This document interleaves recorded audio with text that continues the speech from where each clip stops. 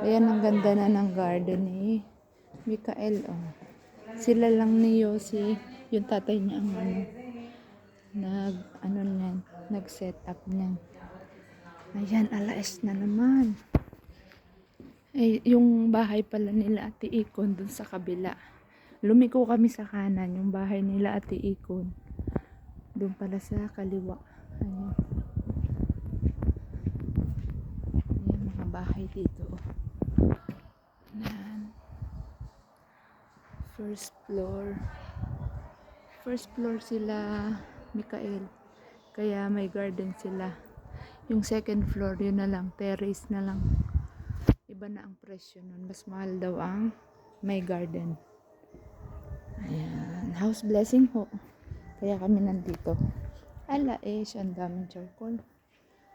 Ayan. Ayun lamang. Pasok tayo sa loob. Malawak. Million ho itong bahay na ito. Milyones.